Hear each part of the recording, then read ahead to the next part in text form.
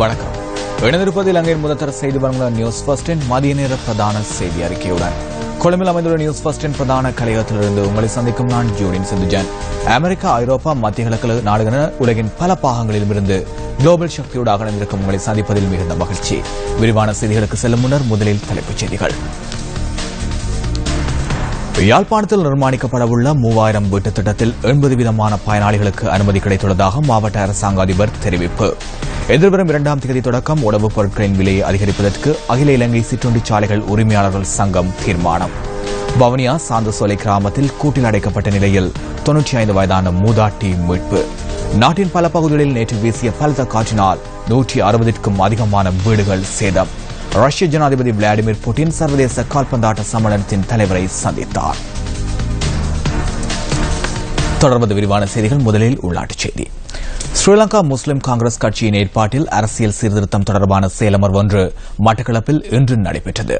மட்டக்களப்பு கல்லடியில் இன்று காலை இந்த செயலமர்வு இடம்பெற்றது. கட்சியின் தலைவர் ரவுப் ஹக்கீம் தலைமையில் நடைபெற்ற இந்த செயலமர்வில் தமிழ் தேசிய கூட்டமைப்பின் பாராளுமன்ற உறுப்பினர் எஸ் சுமந்திரன், ஸ்ரீலங்கா முஸ்லிம் காங்கிரஸ் கட்சியின் பாராளுமன்ற உறுப்பினர்களான அலி ஜாகிர் மௌலானா, MS தௌபீக் மற்றும் மாகாண சபையின் உறுப்பினர்கள், கட்சியின் பிரதிநிதிகள் பலரும் பங்கேற்றிருந்தனர். எதிர்வரும் 2ஆம் தேதி தொடக்கம் உணவுப் பொருட்களின் விலையை அதிகரிப்பதற்கு அகில இலங்கை சிற்றுண்டிச்சாலைகள் உரிமையாளர்கள் சங்கம் தீர்மானம் மேற்கொண்டுள்ளது. வெட்வரி அதிகரிப்பின் காரணமாகவே இந்த தீர்மானம் எடுக்கப்பட்டுள்ளதாக அகில இலங்கை சிற்றுண்டிச்சாலைகள் உரிமையாளர் சங்கத்தின் தேசிய ஏற்பாட்டாளர் அசேல சம்பத் தெரிவித்துள்ளார். சிற்றுண்டிகளின் வெட்வரி அதிகரிப்பு தொடர்பில் தங்களுக்கு அறிவிக்கப்பட்டுள்ளதாகவும் அவர் குறிப்பிட்டுள்ளார். மேலும் மொத்த மற்றும் சில்லறை பொருட்களுக்கான வெட்வரி அதிகரிப்பிற்கு அமைய சிற்றுண்டிகளின் விலைகளும் அதிகரிக்கப்படும் என அசேல சம்பத் கூறியுள்ளார். குறிப்பாக 5 ரூபாய், 10 ரூபாய் மற்றும் 15 ரூபாவால் சிற்றுண்டிகளின் விலை அதிகரிக்கப்படும் எனவும் அவர் குறிப்பிட்டுள்ளார். அதற்கமைய எதிர்வரும் 2ஆம் தேதி தொடக்கம் கட்டாயம் இந்த விலை அதிகரிப்பு அமல்படுத்தப்படும் எனவும் அகில இலங்கை சிற்றுண்டிச்சாலைகள் உரிமையாளர் சங்கத்தின் தேசிய ஏற்பாட்டாளர் அசேல சம்பத் சுட்டிக்காட்டியுள்ளார். வவுனியா சாந்தசோலை கிராமத்தில் வீடொன்றில் கூட்டில் அடைக்கப்பட்ட நிலையில் மீட்கப்பட்ட 95 வயதான மூதாட்டி வைத்தியசாலையில் அனுமதிக்கப்பட்டுள்ளார். தொலைபேசி அழைப்பினூடாக கிடைத்த தகவலுக்கு அமைய இந்த மூதாட்டி நேற்று மீட்கப்பட்டதாக போலீசார் குறிப்பிட்டனர். குறித்த வீட்டிற்கு சென்ற போலீசார் மூதாட்டியை பார்வையிட்டுள்ளதுடன் அவரை சிகிச்சைகளுக்காக வைத்தியசாலையில் அனுமதிக்குமாறும் மூதாட்டியின் மகனுக்கும் மருமகளுக்கும் பணித்துள்ளனர். மேலும் இவ்வாறான மனிதாபிமானமற்ற நடவடிக்கைகளில் ஈடுபடுவதை தவிர்த்து வயோதிபர்களை உரிய வகையில் பராமரிக்குமாறும் சம்பந்தப்பட்டவர்களுக்கு போலீசார் ஆலோசனை வழங்கினர். சட்டவிரோதமாக தங்கத்தை நாட்டிற்கு கொண்டு வந்த சந்தேக நபர் ஒருவர் கட்டுநாயக்க சர்வதேச விமான நிலையத்தில் வைத்து கைது செய்யப்பட்டுள்ளார். சிங்கப்பூரிலிருந்து நேற்றிரவு நாட்டிற்கு வருகை தந்த விமானம் ஒன்றினூடாக சந்தேக நபர் தங்கம் கடத்தியுள்ளதாக சுங்க ஊடக பேச்சாளர் தர்மசேன கஹந்தவ தெரிவித்துள்ளார். சந்தேக நபரிடமிருந்து 40 லட்சம் ரூபாய் பெறுமதியான 800 கிராம் தங்கம் பறிமுதல் செய்யப்பட்டுள்ளது. சந்தேக நபரின் பயணப்பொதியில் மறைத்து வைக்கப்பட்டிருந்த நிலையில் குறித்த தங்கம் கைப்பற்றப்பட்டுள்ளது. விசாரணைகளின் பின்னர் சந்தேக நபருக்கு 1 லட்சம் ரூபாய் தண்டம் விதிக்கப்பட்டுள்ளதுடன் கைப்பற்றப்பட்ட தங்கம் அரசுடைமையாக்கப்பட்டுள்ளதாகவும் சுங்க ஊடக பேச்சாளர் தெரிவித்துள்ளார். முல்லைத்தீவு ஒட்டுசுட்டான் பகுதியில் உளவு இயந்திரம் ஒன்று குடை சாய்ந்ததில் ஒருவர் உயிரிழந்துள்ளார். ஒட்டுச்சுட்டான் பகுதியில் உள்ள வழிபாட்டு தலம் ஒன்றில் இடம்பெற்ற நிகழ்வொன்றின் போது இன்று காலை இந்த விபத்து இடம்பெற்றுள்ளதாக போலீசார் தெரிவித்தனர். உளவு இயந்திரத்தின் பின்புற பெட்டி கலன்று விபத்துக்குள்ளானதில் அதில் சிக்குண்டு குறித்த நபர் உயிரிழந்துள்ளார். விபத்தில் உயிரிழந்தவரின் சடலம் ஒட்டுச்சுட்டான் வைத்தியசாலையில் வைக்கப்பட்டுள்ளது. ஒட்டுச்சுட்டான் போலீசார் சம்பவம் தொடர்பில் மேலதிக விசாரணைகளை மேற்கொண்டு வருகின்றனர்.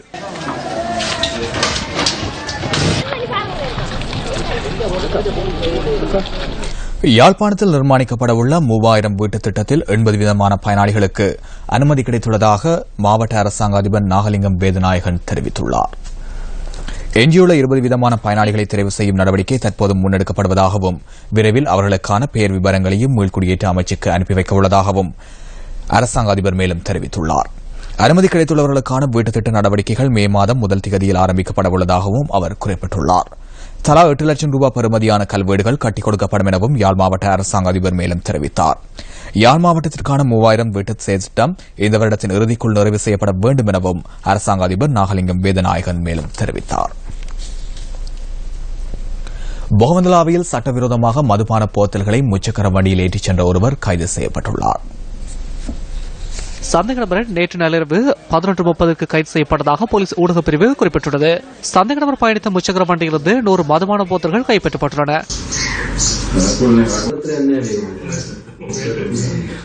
பொகவந்தலாவை பகுதியைச் சேர்ந்த ஒருவரே கைது செய்யப்பட்டுள்ளதுடன் அவரை ஹட்டன் நீதவான் முன்னிலையில் இன்று ஆஜர்படுத்த நடவடிக்கை எடுக்கப்பட்டுள்ளது. சம்பவம் தொடர்பில் பொகவந்தலாவை போலீசார் மேலதிக விசாரணைகளை மேற்கொண்டு வருகின்றனர். பண்டாரவளை பள்ளைக்கட்டுவ நாவல தோட்டத்தில் குளவிக்கோட்டிற்கு இலக்காகி நபர் ஒருவர் உயிரிழந்துள்ளார். நாவல தோட்டம் தேமோதர பகுதியை சேர்ந்த ஒருவரே குளவிக்கோட்டுக்கு இலக்காகி உயிரிழந்துள்ளார். தோட்ட தொழிலாளியாக வேலை பார்க்கும் இவர் வேலை முடிந்து திரும்புகையில் குளவிக்கோட்டுக்கு இலக்காகியுள்ளதாக அந்த பிராந்திய செய்தியாளர் தெரிவித்தார். குளவிக்கோட்டுக்கு இலக்கான நபர் சம்பவ இடத்திலேயே உயிரிழந்ததாக போலீசார் தெரிவிக்கின்றனர். 49 வயதான 3 பிள்ளைகளின் தந்தையை சம்பவ இடத்தில் உயிரிழந்துள்ளார். சடலம் பிரேத பரிசோதனைக்காக பண்டாரவளை மாவட்ட வைத்தியசாலையில் வைக்கப்பட்டுள்ளது. எனக்கும் வம்பரை கொத்தி சீரியஸான வருத்தமாக இருந்துச்சு. நேற்று ஹாஸ்பிட்டலில் அட்மிட் ஆகி நான் சேலன்ஸ் எல்லாம் போட்டு ஊசியெல்லாம் அடித்து நான் டிக்கெட் வெட்டி போனேன் பிள்ளையனால. அந்தளவுக்கு நான் என் மனவனை பார்க்க போகையில் அடிச்சு கூட கிடந்தது. அந்த அதிர்ச்சியில் நான் மயக்கம் போட்டு விழுந்துட்டேன். எனக்கு என்ன நடந்துச்சுன்னே தெரியாது. குருநாகல் கும்புகட்ட மாதகம பகுதியில் பல்வேறு குற்றச்செயல்களுடன் தொடர்புடையதாக சந்தேகிக்கப்படும் ஒருவர் தன்னைத்தானே சுட்டுக் கொண்டு உயிரிழந்துள்ளார். நேற்றிரவு 10:45 மணியளவில் இந்த சம்பவம் இடம்பெற்றுள்ளதாக போலீஸ் ஊடக பேச்சாளர் அலுவலகம் தெரிவித்துள்ளது. வீட்டுக்குள் இருந்த குறித்த சந்தேக நபர் கைத்துப்பாக்கியால் சுட்டுக் கொண்டுள்ளார். பல குற்றச்செயல்களுடன் தொடர்புடைய கட்டுநாயக்க பகுதியை சேர்ந்த ஒருவரை உயிரிழந்துள்ளார். சடலம் மீதான நீதவான் மற்றும் பிரேத பரிசோதனைகள் இன்று முன்னெடுக்கப்படுகின்றன. பூகட பகுதியில் நேற்றைய தினம் இடம்பெற்ற புதுவருட கொண்டாட்டங்களிற்கு ஐக்கிய தேசிய கட்சியின் பாராளுமன்ற உறுப்பினர் ஹர்ஷன ராஜகருண தலைமை தாங்கினார். புதுவருட கொண்டாட்டங்கள் பூகொட ஔட்டிகம போதிராஜா மகாவித்யாலய விளையாட்டு திடலில் இடம்பெற்றது. இந்த நிகழ்வை குறித்த பிரதேசத்தின் அரச மற்றும் தனியார் அமைப்புகள் ஏற்பாடு செய்திருந்தன. புதுவருட கொண்டாட்டங்களின் ஒரு அங்கமாக விளையாட்டுப் போட்டிகளும் இடம்பெற்றன.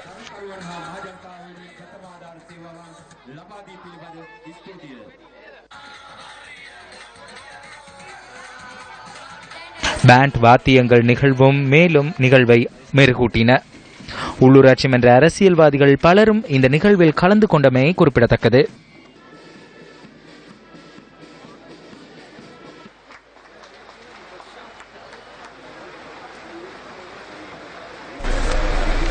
நிறை குறைந்த பிள்ளைகளுக்கு பாலுணவை வழங்கி வைக்கும் நிகழ்வு பத்தகதிர மாத்திரையில் இடம்பெற்றது. இந்த நிகழ்வு மாத்திரை மாவட்ட பாராளுமன்ற உறுப்பினர் புத்திக பத்ரன தலைமையில் நடைபெற்றது.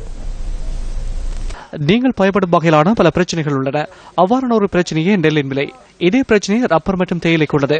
இந்த மாவட்டத்தில் பிரச்சனை வகையில் வேளாண்மை இடம்பெறும் பகுதிகளில் நெல் கொள்வனவு தொடர்பில் நானும் அச்சத்தை எதிர்நோக்குகிறேன். நெல்வள திட்டத்தின் பின்னர் இந்த பிரச்சனை அதிகரித்தது. ஹம்பாந்தோட்டை அதிவேகமாக்க வீதி விரிவாக்கம் இந்த விடயத்தில் ஆதிக்கம் செலுத்துகின்றது. இவை நீதி தொடர்பில் சிந்திக்காதவர்களால் மேற்கொள்ளப்படுகிறது. யாருடைய நிலங்கள் பெறப்படுகின்றனவோ அதற்கான பிரதி உபகாரங்கள் வழங்கப்பட வேண்டும். அதேபோன்று வேலைவாய்ப்புகள், சமுர்த்தி, அரசியல் பழிவாங்கல்கள், வீட்டு பிரச்சனை என பல பிரச்சனைகள் இருக்கின்றன. எட்டியாந்தோட்டை நவட்ட பிரதேசத்தில் களனி ஆற்றில் மூழ்கி இளைஞர்கள் 2 காணாமல் போயுள்ளனர். ஒக்கந்தர் பிரதேசத்திலிருந்து சிவனொளிபாத மலைக்கு யாத்திரிகர்களாக சென்ற 2 இளைஞர்களே நேற்றைய தினம் இந்த அனர்த்தத்தை எதிர்நோக்கியுள்ளனர். யாட்டியாந்தோட்டை நவட்ட பிரதேசத்தில் உள்ள ஆறொன்றில் கைகழுவு சென்ற நிலையில் 2 இளைஞர்களில் ஒருவர் நீரில் அடித்து செல்லப்பட்டுள்ளார். நீரில் அள்ளுண்டு சென்றவரை காப்பாற்ற சென்ற அவருடைய சகோதரரான மற்ற இளைஞனும் நீரில் அடித்து சென்றுள்ளார். ஒரே குடும்பத்தை சேர்ந்த 20 மற்றும் 22 வயதான இளைஞர்களே நீரில் மூழ்கி காணாமல் போயுள்ளனர். காணாமல் போனவர்களை தேடும் பணியில் நேற்றைய தினம் பொதுமக்கள் ஈடுபட்டிருந்ததுடன் இன்றைய தினம் கடற்படையினரும் தேடுதல் நடவடிக்கையில் ஈடுபட்டுள்ளனர். நாட்டின் பல பகுதிகளிலும் நேற்று வீசிய பலத்த காற்றினால் 160க்கும் அதிகமான வீடுகள் சேதமடைந்துள்ளதாக அனர்த்த முகாமைத்துவ மத்திய நிலையம் தெரிவித்துள்ளது. நாட்டில் தொடர்ச்சியான மழையுடனான வானிலை நிலவும் எனவும் வளிமண்டலவியல் திணைக்களம் எதிர்வு கூறியது.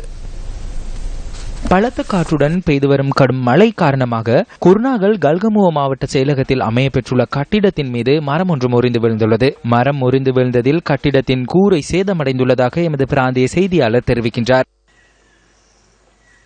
இதேவேளை கல்கமுவ, கொன்வெவ மற்றும் பதுர்வாகந்த கிராமங்களில் வீசிய பலத்த காற்றினால் வீடுகள் பலவும் சேதமடைந்துள்ளன. கல்கமுவ ஆனமடுவ வீதியில் பாரிய மரம் ஒன்று முறிந்து விழுந்ததில் வீதி போக்குவரத்து சுமார் 5 மணித்தியாலங்கள் வரை தடைப்பட்டதாக தெரிவிக்கப்படுகின்றது. எனினும் தற்போது நிலைமை வழமைக்கு திரும்பியுள்ளதாக குறிப்பிடப்பட்டுள்ளது. இன்றைய தினமும் நண்பகல் 2 மணிக்கு பின்னர் நாட்டின் பல பகுதிகளில் மழை பெய்யக்கூடிய சாத்தியம் நிலவுவதாக வளிமண்டலவியல் திணைக்களம் எதிர்வு கூறியுள்ளது.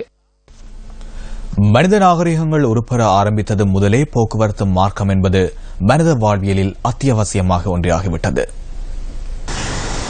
மலையக மக்களின் வாழ்வாதாரம் எவ்வாறு கேள்விக்குறியாக திகழ்கின்றதோ அதேபோன்று மலையக மக்களின் போக்குவரத்து மார்க்கங்களும் மிகவும் பின்தங்கிய நிலையில் காணப்படுவது கண்கூடு.